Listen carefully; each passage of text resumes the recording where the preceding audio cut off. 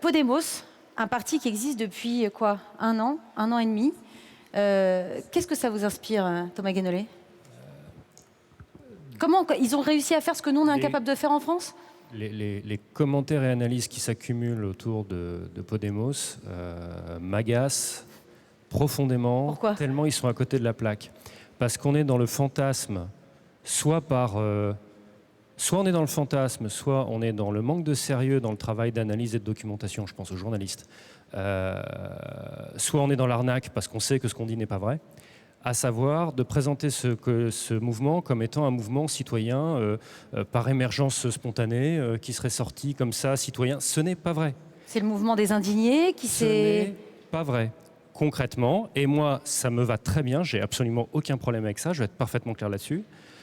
Concrètement, il y a un noyau dur qui sont des professionnels de la politique, des professionnels de l'engagement politique. Vous parlez de Pablo Iglesias, par exemple? Pas que lui, mais ils sont, je crois, une vingtaine à être vraiment organisés en association comme plein de gens, finalement. Attendez, laissez-moi finir. Ils sont dans l'engagement politique, militant, engagé à gauche. Alors il y en a qui disent extrême gauche, moi je préfère dire à gauche socialiste, ouais, au sens historique du terme. Ouais, ouais. Et donc ils sont dans cet engagement-là depuis des années et des années.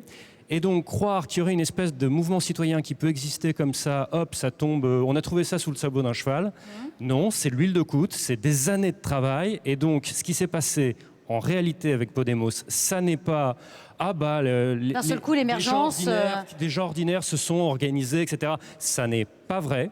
Il y a un noyau dur de gens qui sont extrêmement professionnels, au sens noble du mot professionnel, c'est-à-dire ce sont des militants professionnalisés par des années d'expérience et qui ont eu... Il y a la rencontre entre eux et une accumulation de gens qui étaient plus dans des milieux de type associatif ou syndical ou simplement qui ont été laissés sur le carreau par la crise. Ouais. Et tout ça a convergé à un moment, mais le noyau dur, la colonne vertébrale, ce sont des gens qui sont engagés depuis des années dans la politique et j'allais dire encore heureux.